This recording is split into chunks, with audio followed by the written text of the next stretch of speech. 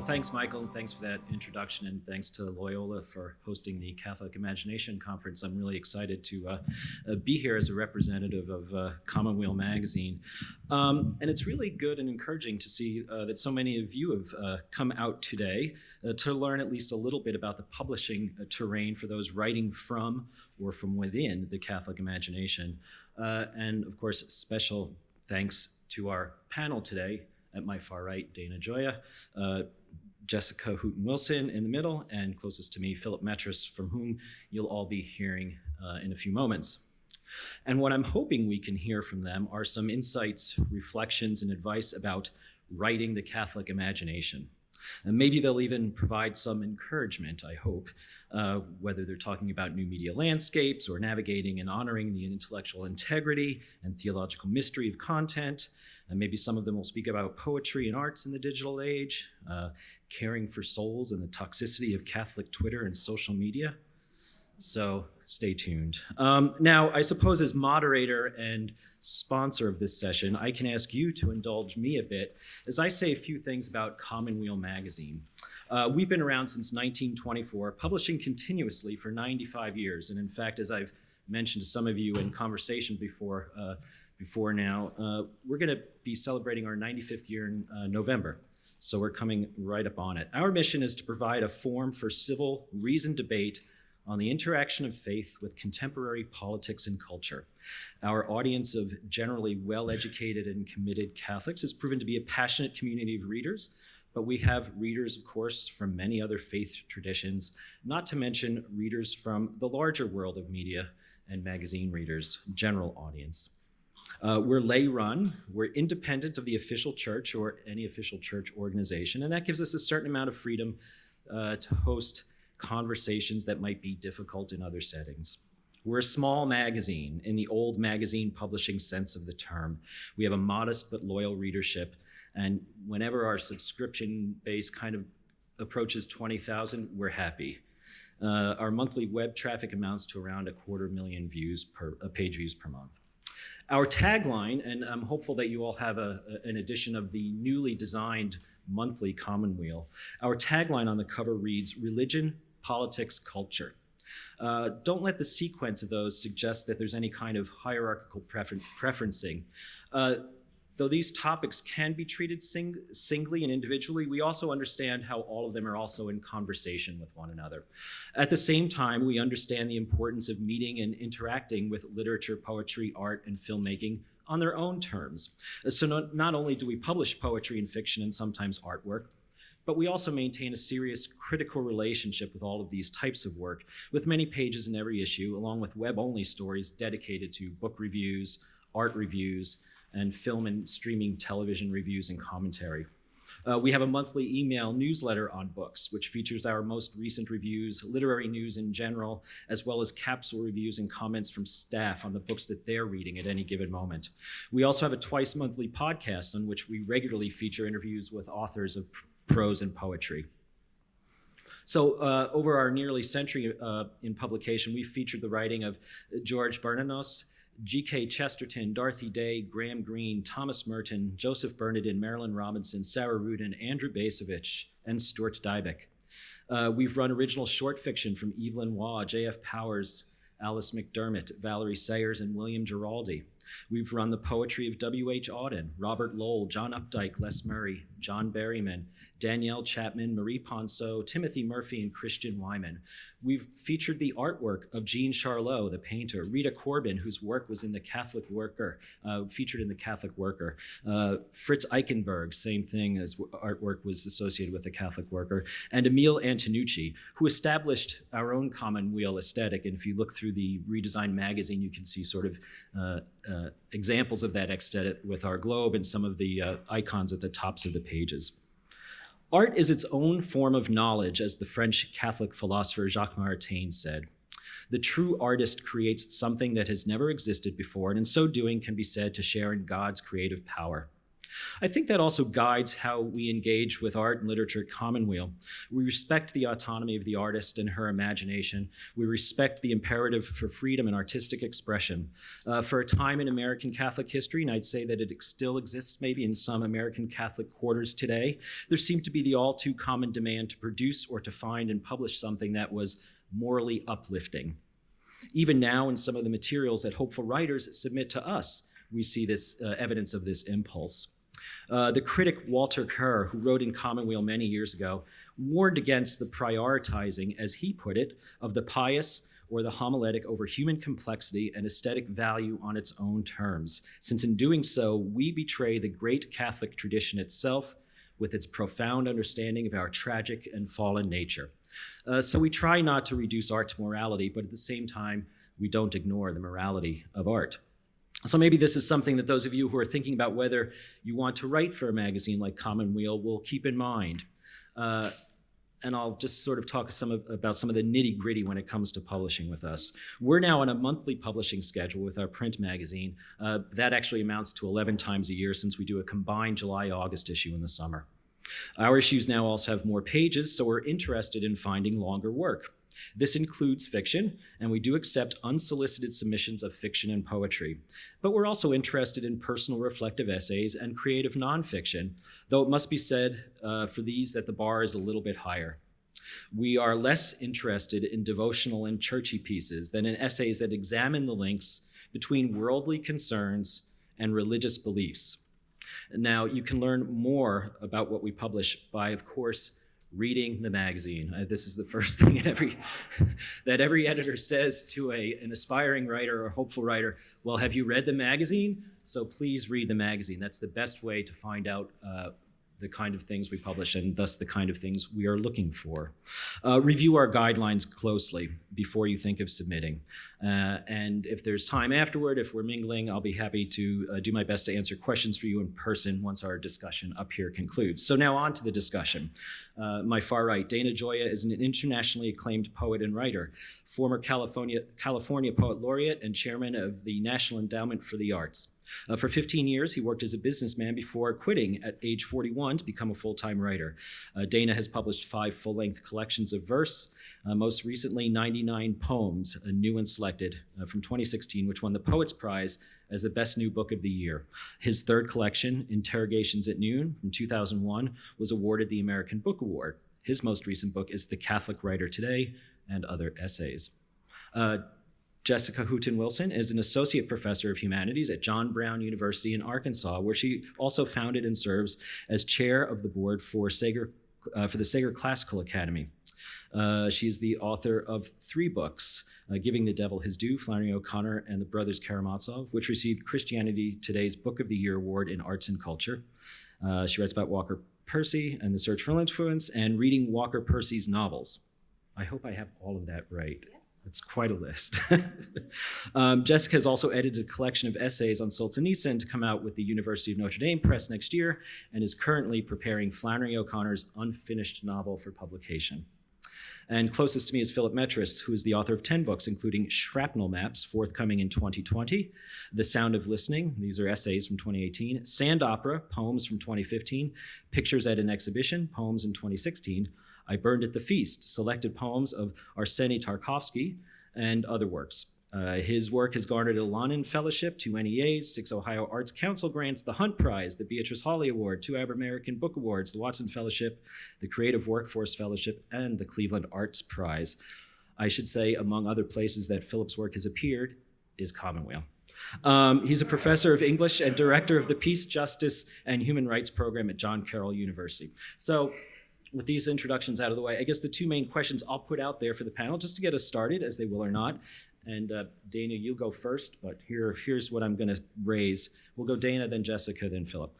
First is the sort of larger, maybe perhaps cosmic question. What are we talking about when we're talking about the Catholic imagination? And second, as a practical follow-up, I suppose, in the context of this discussion, who is the audience? Where is the audience for writers of the Catholic imagination? Where are the outlets and the publishing houses? What are the other magazines, periodicals, e-zines, or websites that are amenable to publishing such work? So, panel, take it away. I will try to offer some of the wisdom of the aged. I am 68, and the literary world to which I came as a young writer, the world in which I, for many years, made a living as a full-time writer, doesn't exist any longer. The changes are enormous. You all know them, at least on the receiving end, if you're younger. And two things happened that really affected people in this room. The first was the change, you can say the end of print culture. That print, while continuing and is still vital, is no longer the primary means that our society transmits and preserves information. That changed the writer's life enormously. Secondly, as Catholics, we are at the end, I believe, of a period of Catholicism retrenching from public culture. The presence of Catholicism in any positive, productive sense in our media, in our culture, is dramatically different, even from when I was an adult and certainly when I was a child. Those are the challenges, but I would like to say that from my perspective, and I think that while I may not be a deep thinker, I'm a supremely informed, superficial one, in that I go all over the country.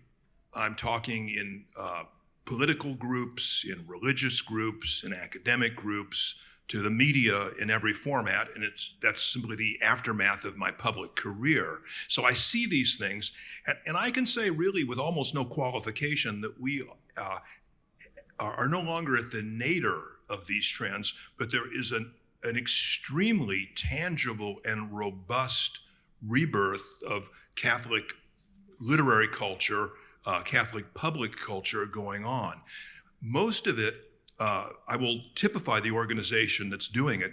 One is that it's below critical mass, it's underfunded. The people that are running the institutions, these new ventures, lack expertise. They're literally learning their trade as they're going along. They're understaffed, and they have little or no institutional support.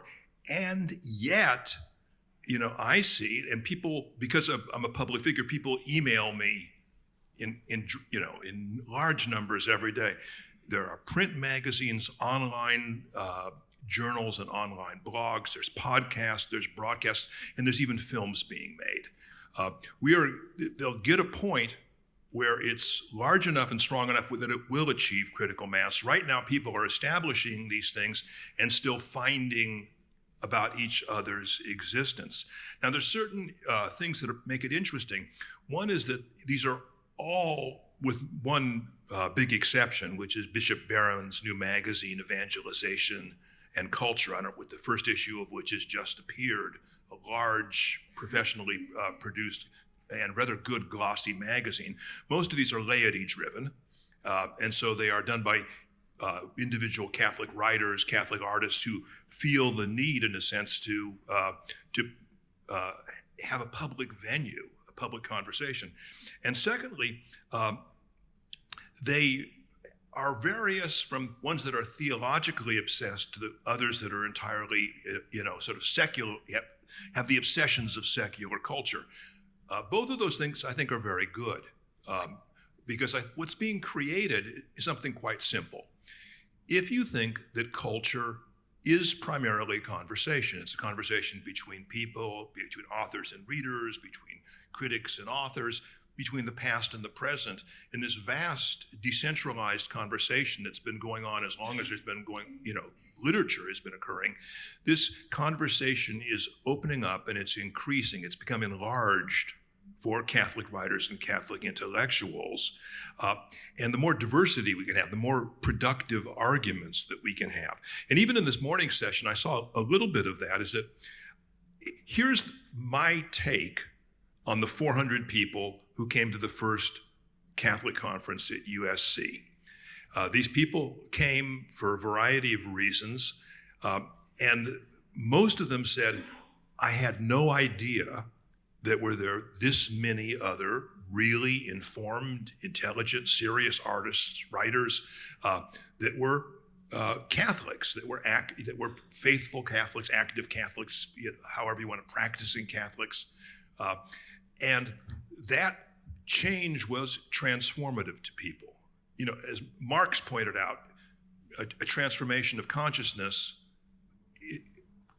is necessary before you can have a transformation of action, a transformation of behavior. And I saw that transformation of people that had seen themselves as the only Catholic on the faculty, the only Catholic in their graduate program, from a sense of isolation to a sense of, well, there's a community out there. How do I link with it? I think the Fordham Conference did a great deal of good in terms of broadening those friendships, deepening the sense of community, and that will certainly go even further in Chicago.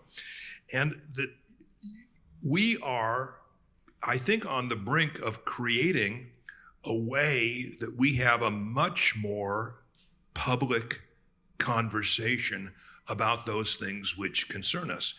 In my case, I don't think it's primarily a theological conversation. I think it's a conversation of, as artists and intellectuals from our Catholic formation, what is our take on things? What are the stories we're telling? What are the images that we're giving?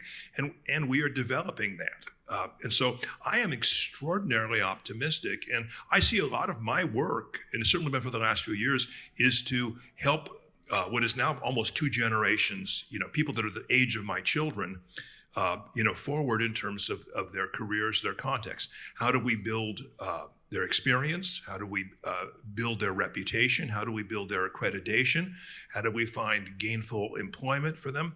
And how do we bring good writers to their audiences? And how do we create a conversation between artists and critics that will bring this work to a wider public? So, I hate to be optimistic, Dominic, but I know I have to scrap the rest of my remarks. Thanks. I'm trying to make sure I'm having can you hear me okay? More like this? Okay. I'm trying to make sure I'm having a conversation with what Dana is saying, because I was at the first and the second and now the third Catholic Imagination Conference, and I'm coming to these conversations as a Protestant. And I say that because what Dana was saying is true, that the new culture that we have, there's a lot of competing voices, and there's a lot of people who want to be part of the conversation, not for their own ends, but because they believe something about the Catholic imagination, both little c and big C, is salvific. That it's wonderful that we have art that lifts us up, and art that brings us joy, and art that speaks to who we are and who God is, and we have to remember that last part's the most important part. It speaks to who God is. And that's why it's so crucial that in a culture where there are lots of formative influences that are competing for attention and are distracting us, that we kind of enter those spaces and keep pointing upwards. And this is the reason I've been drawn to these conferences. I'm in churches where I'm trying to introduce them to O'Connor. I'm trying to read. I've actually read one of Dana's poems at a faculty meeting at my Protestant Christian school. We need to be entering these spaces and keep pointing upwards in the midst of the noise and the crowds. And so I think there is a lot of hope. Speaking from Protestant circles, I don't know if you want me to list out a bunch of names of things, but there are a lot of people who are laymen, not academics, and therefore they need expertise. They want to draw on artists, they want to draw on academics, they want to draw on thinkers that are not just coming up with new insight, but have a vested interest in studying the arts. And in a sense, going back to the conversation that probably started these conferences, right, about whether or not there were Catholic voices out there. And then there was a debate, well, maybe we're just not hearing them, or maybe they're whispering, right? Well, some of these forums want to give those voices. They want to amplify them in the culture. And some of them are in Protestant circles that want to amplify Catholic voices. And so I'll name a few that I'm sure that you know, and I could go on for a long time, so I'll just name a few. But most of you know Image Journal, Religion and the Arts. Some of the smaller ones that kind of follow Image would be things like the Rabbit Room group that promotes artists and is very ecumenical. Anselm Society, also a group that is, again, these underfunded groups that really are trying to draw on your knowledge and your artistry. Looking at podcasts, there are a bunch of different organizations that are doing interviews with artists and trying to promote them. The Habit podcast would be one. Festival of Faith and Writing, which is a Catholic organization or a Protestant organization that's similar to this kind of conference, bringing together ecumenical voices and trying to kind of bridge the divide between churches. So it becomes, again, not really a theology or a doctrinal issue, but how are we all promoting Christian art more broadly? So I could list a ton. So if you really are interested in this, we can follow up with a list. So. Okay, thanks. I'm so happy to be back in my hometown, actually. So I'm very grateful to be sharing this time and space with you. My folks live just up the road, and I told my dad that I would be coming to the Catholic Imagination Conference. And he said, "Catholic Imagination? Don't you just follow the rules?" And I felt like that was just the best response. Because that's kind of the predicament that many of us have found ourselves in, I think. The ways in which rule following has sometimes dominated people's conception of what, being a Catholic might mean. And everything that I've heard this morning kind of suggests the opposite, in the sense that not that one shouldn't have certain rules to follow, but that the idea of the Catholic imagination is more dilatory and more related to this idea of the redemptive power of God's love for us. So that's kind of, and honestly, I always feel like a fraud coming to events like this, because sometimes I've associated Catholic culture as something that's parochial, that's somehow narrow-minded, actually, and so I want to enter into my own skepticism about that and to sort of push it wider when I'm writing and when I'm thinking about the spaces that I would hope to help continue to create for younger writers.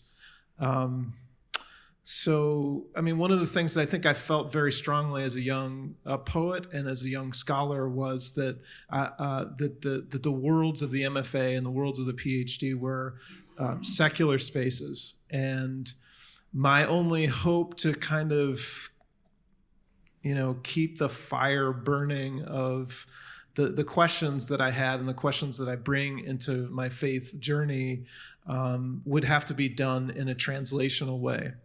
That I could never refer to or rely upon the authority of the tradition of Catholicism, but rather to try to find ways in which that vision, that architecture of understanding and mystery might be brought into another realm. How to translate those ideas, those experiences, those principles, that vision. And so the good news is that I'm totally astonished by the ways in which, at least in the poetry world, and I think more largely in the creative writing realm, there's this new thirst and hunger for voices who aren't afraid to say the word God, for example, and to enter into these the questions of faith and of belief very directly.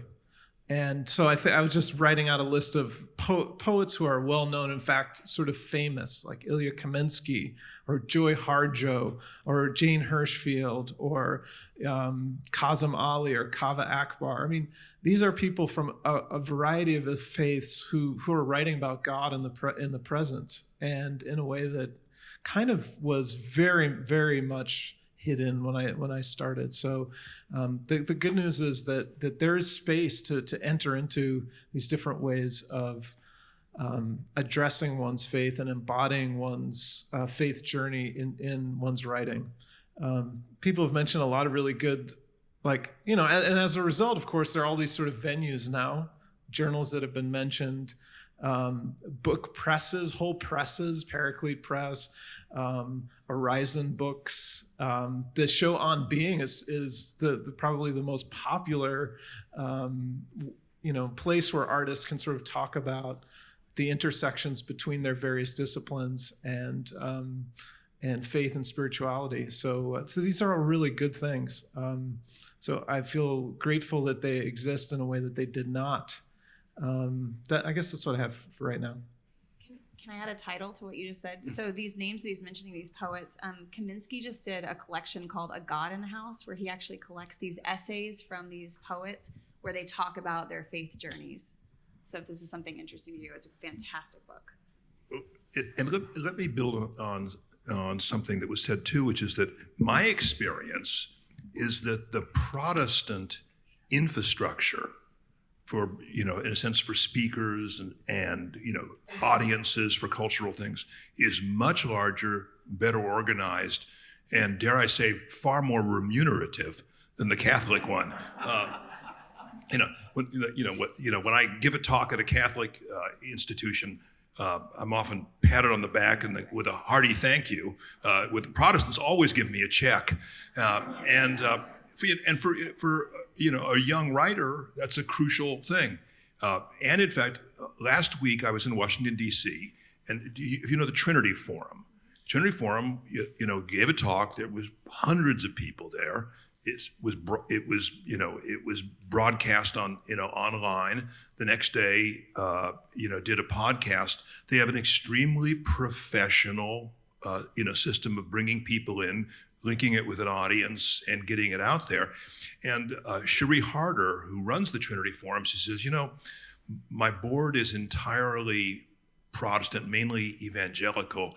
All of our best speakers are Catholic, or most of our best speakers are Catholic. So, but I do think there's an openness that's ecumenical now in terms of basically speaking about the divine, about speaking from a religious perspective, and we shouldn't limit ourselves in a sense to just purely Catholic venues.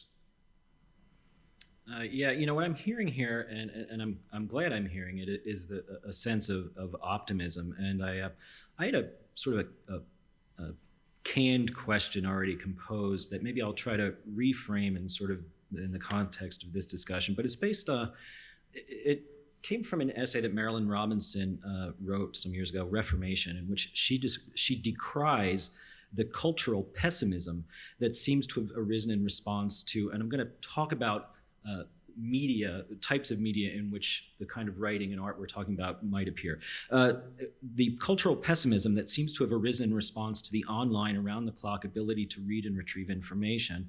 But cultural pessimism, she writes, is always fashionable. And since we're human, there are always grounds for it. It has the negative consequence of depressing the level of aspiration, the sense of the possible. But the universe of print we live in now, on page and screen, is actually an infinitely capacious memory and an inexhaustible reservoir of new thought. Robinson also writes that its best potentialities are often not realized, that its best moments often pass unobserved or unvalued, only certifies its profound humanity. So I'm wondering if we can sort of talk about some of what she says there when we're talking about places where works such as this might appear, or how younger writers might, or new writers might try to get their work out there. I mean, it's almost sort of the business of publishing in some ways that we have to think about. And I think, sometimes have to think about, well, is there a role for the gatekeeper anymore? What might that role be? What can writers do sort of on their own, whether it's self-publishing or whether it's writing from their own blog or something like that? Is there something to think about here in terms of what the writer herself can do to build a presence? You want to start? Yeah. Well, obviously the writer's primary work is to write as well as possible. And so, everything I say is dependent on the fact that someone is writing something that is worth reading and that people can respond to in terms of reading. I'll give you a statistic most people don't know. Poetry is the fastest growing art in the United States in terms of audience. During the last 5 years, the audience for poetry among young 18 to 25, 25 to 34 has doubled. The total poetry audience is large, and it's the one art form that's growing among the young, and it's the fastest growing of the arts among the entire population. Those are National Endowment for the Arts statistics that there are 30 years of comparisons in. Now, why is it growing? I think it's because poets have been very inventive in terms of the way that they bring their work out there, that they understand that there's no one medium right now that is dominant. Print is still the prestige medium. It may be smaller, but it is, older media tend to have more prestige. But online publication, online reviewing, performing live, which is kind of how Homer got his audience, filming that. These things, there's a continuum there. So I think any writer has got to understand that, unless you're constitutionally unable to, that you have to work in multiple media. And sometimes you have to change the nature of your work for those media. But the good thing about that is almost all of it is now do-it-yourself technology. Almost all of it, except for the print, is do-it-yourself. And there's been a great change, I think, within my lifetime about self-publishing. Where it is now starting to become the norm. So, but I think that you just have to, in a sense, go across those things, and it is the, all of that, once again, critical mass across media that will find readers, find audience. Can I tell a story? So when I was in graduate school, I had a professor who was assigning great texts and then would also assign a Bible passage. And at the time, I made the mistake of taking too many graduate courses at the same time. And so I skipped the Bible reading and only read whatever great text it was, Aquinas or something, and went to class. And I was making all these comments, thought I was talking theology. And my professor, does anyone know David Jeffrey? It was David Jeffrey, and he is a Scottish John Wayne. And so he puts his boots up on the table, and he looks at me, leans back, twinkle in his eye, and says, "Yeah, but what about the Bible that you were supposed to have read this week?" And I was like, "Well, I'd read it before, so I didn't read it this week." And he said, yes, it was intended only to be read once and thrown out. And it was a lesson for me in how I really had, in some ways, unknowingly been formed by, because I really have, in some ways, been educated in a social media culture where you read something and then you keep going. And of course, that's not what you do with the Bible, but I had let that kind of sink into my habits without knowing it. So here I am, a theology student. I was a PhD theology student, not reading the Bible passage for the week because that had really formed some of my habits at that time. And so I think when we're considering social media, and especially in its relation to not only us as making art, but also as responding to art, we have to kind of differentiate between our artistic life, where there's space for reading the poetry that we love, and there's space for reading the scriptures that we think our poetry is hopefully reminding people of and pointing back to God. And then the social media presence that we need to have to make sure to amplify the work itself. So, for example, most of what I do is not publishing poetry. It's trying to get people to read poetry, which means that I can live on the social media platform pretty easily if I'm constantly doing that. But I can't lose track of what it is that I'm doing, which is ultimately pointing people back to that poetry. And I think it's a very difficult thing to do when you have a culture that is trying to get a new headline and a new outlet, and you're saying, I want you to read this thing that's going to make you slow down and stop and pay attention, because you're really using a different forming medium to try to get them back to a medium that's going to form them well, right, and remind them who they are. And so I think we have to kind of keep track of the two different ways of formation that are happening with art and with social media. Probably like all of you, in a state of constant distraction most of the time. And it reminds me again, as both Jessica and Dana have been talking about this, that poetry, despite its popularity, perhaps its newfound popularity, has something to do with what it provides in our present context of hyper distraction. Something about the nature of attentiveness, of rumination, of reflection, not only of expression, of course, and particularly expression for voices that haven't been heard. I think that the democratization of literary culture has been astonishing to me. And the amplification of brown and queer voices in our literary culture has been really just dramatic and a true grace. I mean, it's really changed it's just flipped a lot of the old. Lots of the power dynamics of literature have been really changed. And I think poetry was particularly open to that because, after all, there wasn't a lot at stake in terms of the financial benefits of it. So it was always about cultural capital. So I guess a couple things I would just say. I mean, just trying to address those of you who are writers and want to sort of figure out how to engage. Just to say that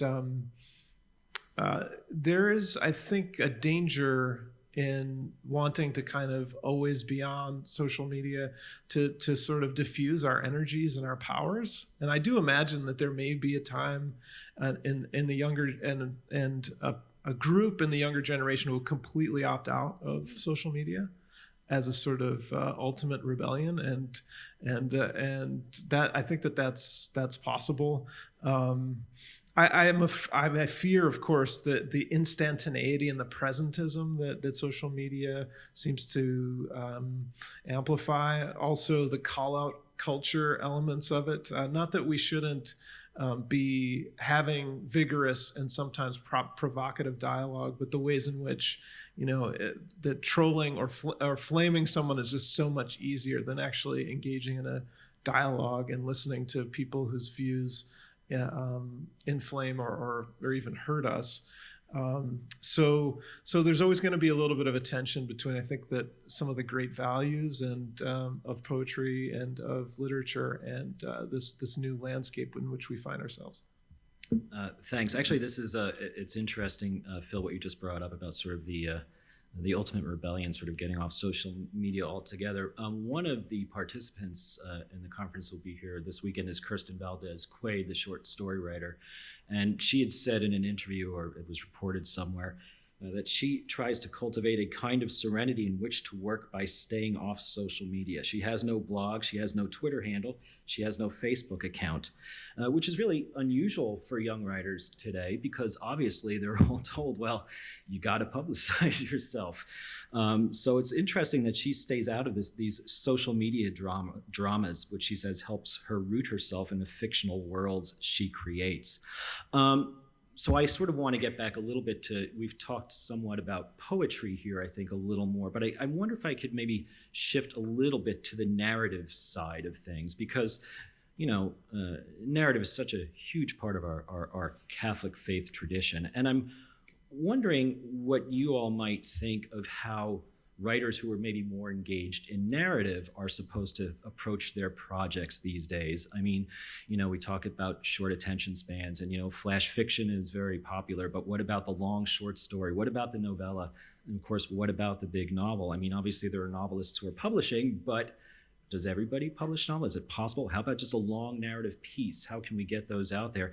And how do you think maybe the written narrative is influenced or maybe being overshadowed, I suppose, by audio narratives like multi-part podcasts or by narratives, multi-part streaming series? I mean, how do we think about written narrative in this kind of evolving media landscape?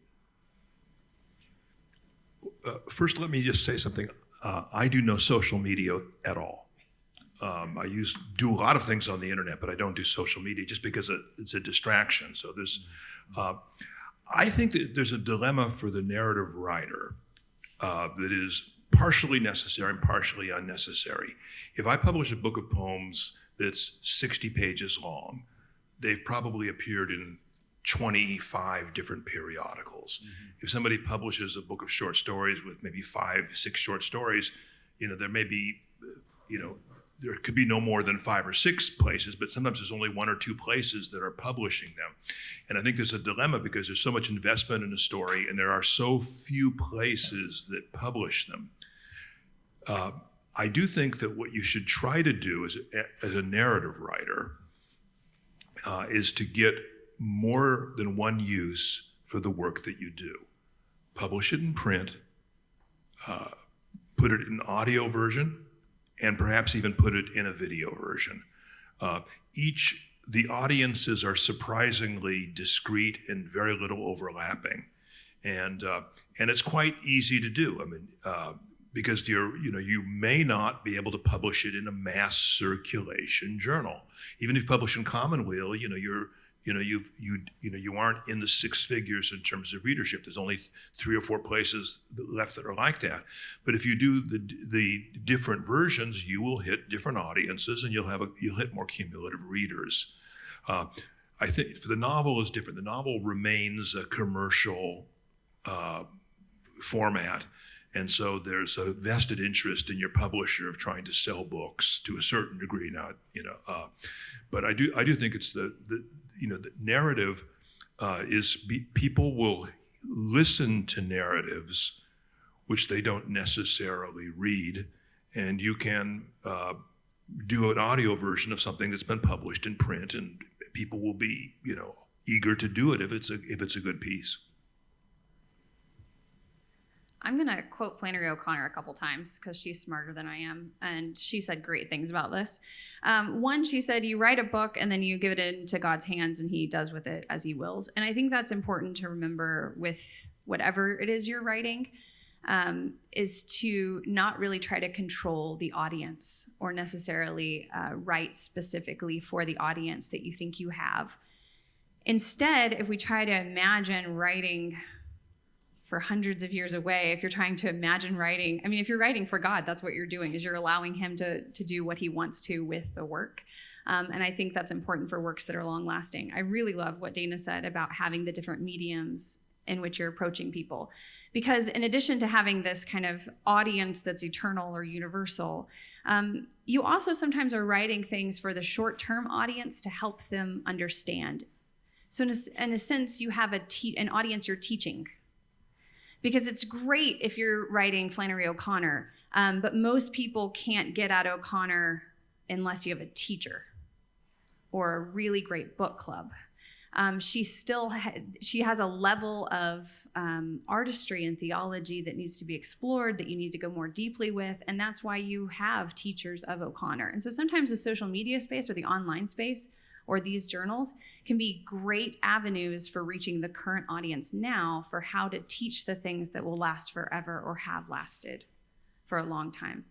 And so I think considering those 2 different audiences, the one that you don't know, that may be your great-grandchildren, and putting out your work in a way that will last, and then the current audience that really needs to know how to discern and how to read and how to see the things in the work that are there or that are meant to be there.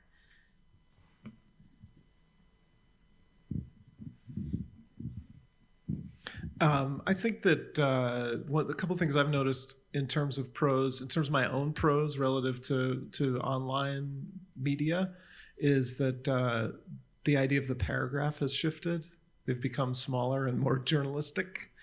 And the length of pieces probably also are shorter. It takes a certain kind of reader. Although I used to hate to read anything online, and now I seem to read mostly online, which is sort of terrifying to me. Also, the ability and the possibility of the use of visuals to sort of amplify or illustrate. Online is so easy and so cost effective.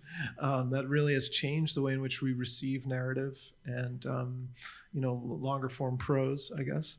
And I want to circle back to this thing about social media for a second, and that is to say that the two people stick out to me in the poetry world. I'll just mention poetry because what they did was so beautiful, and actually in this paradoxical way, they gained this huge fan base, and that's again this guy Kava Akbar, who is basically this absolutely enthusiastic, like partisan for the art, and he would just send out poem after poem after poem on Twitter, and people would read them, and they gradually he became a tastemaker, because if you put your poem out, then like 500 people would retweet it and that sort of thing. And the same with Rachel Mennes, who's doing these sort of like morning benediction poems that were all spiritual poems. She's a Jewish American poet. And just so I loved reading her stuff, like she would tweet in the morning this beautiful poem of the spirit, and I would that didn't make me feel distracted. That made me feel grounded. So I guess just to circle back to that question about social media is like, if there's a space in your life to use it generously to promote the work that you love, to share the work that you find transformative and transformational, to create dialogue and relationships with other readers who like similar work or who like what you share. Thanks, Philip. I especially, that was all really good, especially those closing remarks there. But I want to go back and express special appreciation for your attention to the nature of the paragraph, which is a big topic of discussion among editors at a magazine like ours. We still try to, have writers use a topic sentence if possible. So I think we're getting really close on time. Do we have time to open it up a little, or should we? One or two concise, direct questions. Hold on, Andrew. I'm coming your way. I'll wait. All right. I'm waiting.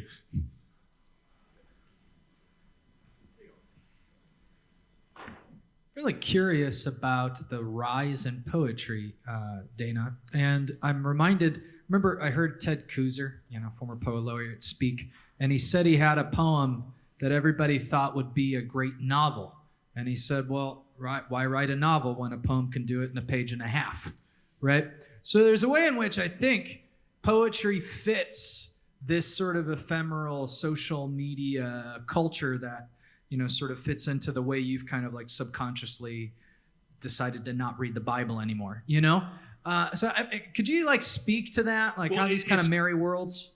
It's puzzling, I think, to most people, because I'm very interested in things that happen which contradict conventional wisdom. And the growth of poetry contradicted the collective wisdom of academia. I think there's three reasons at least. The first thing is that poetry over the last 25, 30 years has grown more from poems written for the page than for poems that are spoken. Now, you can say, well, that's a terrible drop in standards, but poetry began as an oral medium, and certainly Dante or Virgil or Shakespeare would never have imagined a poem that didn't exist primarily as an oral performance, however written and sculpted the text was. So I think the kind of poems that are written fit the culture, which is a culture of speech and image more than a culture of print on the page. Secondly, I think that the rise of democratic amateur publication bases, which is essentially everything on the internet more or less, allowed different perspectives, different groups that had either been marginalized or outside the power structure to present their work out there in a kind of Darwinian sort of social process went on in terms of determining it. So you had more voices entering into it. But these statistics are about actually the readership in print of things. It doesn't, if you go to poetry reading or you look at a poetry film, it doesn't count. But I think that those two things created a culture of readings, of performance, of localization, of democratic access. And the third thing is that partially as a result of that, the major styles in poetry have moved away from what the academic mainstreams, were of 30 years ago, and we have actually much more demotic kinds of poetry being written that more people respond to. So it's actually a youth-driven trend. So I think it does reflect, those changes in sensibility. Can we get to one more question? I see you guys writing notes. I think but so I'm too. wondering We if have get to one more question. One more sounds good to me. Yeah. Or a comment, a text without comment, an insight, ma'am.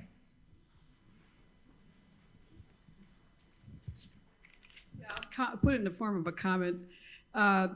With the poetry thing, I was thinking of a couple things. Mary Oliver, John O'Donovan, O'Donoghue, the Irish, is deceased now. It's all over social media, and it really makes you stop. At least, well, you have to be open, I guess, to poetry to read it, but to stop for that kind of contemplative thing. And it's the question is, for further discussion, is pointing to nature as openness toward the divine, as well as, of course, the other side of the tragedy of nature, pointing toward sinfulness. But I just thought of that right away. Those two, I've read them. And then the other one, Richard Rohr, who's more of a contemplative monk or Franciscan monk, but again, the social media stuff for using imagery. And of course, I can't help but think in terms of Catholic imagination, Laudato Si, with respect to response to climate crisis. So there's an opportunity here to open this. I'm a theologian, not a writer, but to open those connections for people searching for meaning. Yeah, and poems are the right length, for the new media. You can send a whole poem to somebody, and they can read it in a few minutes, and it's the shortness of the form. Poems are short and lyrical, just like pop music. Does anybody else want a final word?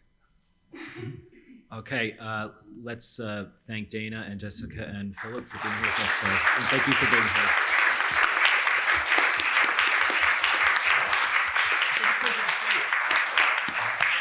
here. Okay.